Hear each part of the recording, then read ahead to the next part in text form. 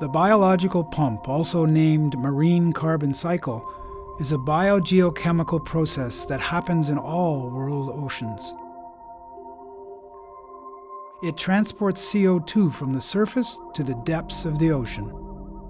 La pompe biologique dans les océans, c'est le mécanisme par lequel les organismes contribuent à transférer du carbone qui est initialement présent dans l'atmosphère sous forme de CO2 ou de dioxyde de carbone et à transférer ce carbone-là vers les couches profondes de l'océan ou le sédiment marin.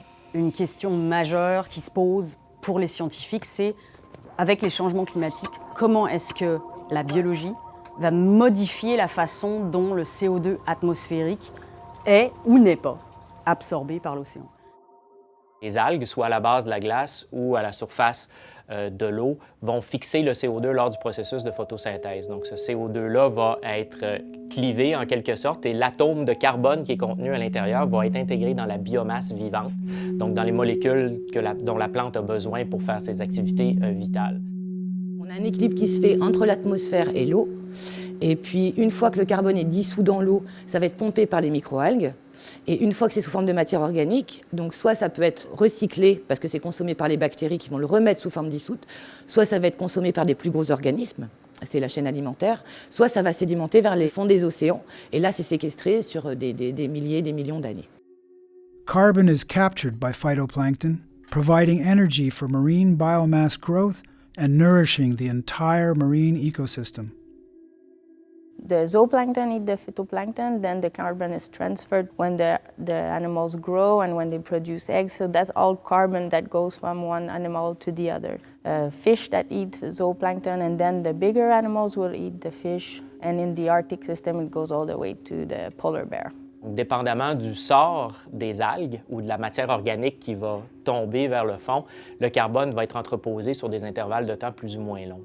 Organic carbon from phytoplankton cells and excrements from zooplankton eventually sink from the surface to the bottom. A fraction of this organic matter will be trapped in sediment layers and after millions of years will become fossil fuels. This process is called carbon sequestration. If the remineralization process happens near the surface, the carbon dioxide can recirculate in ocean-atmosphere exchanges. I'm really interested in trying to understand how much CO2 these blooms are taking out of the water, and then what that might do in terms of creating an exchange from the atmosphere.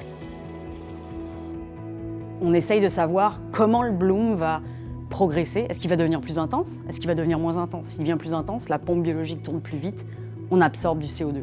Si le bloom devient moins intense, on absorbe moins de CO2, le CO2 s'accumule dans l'atmosphère.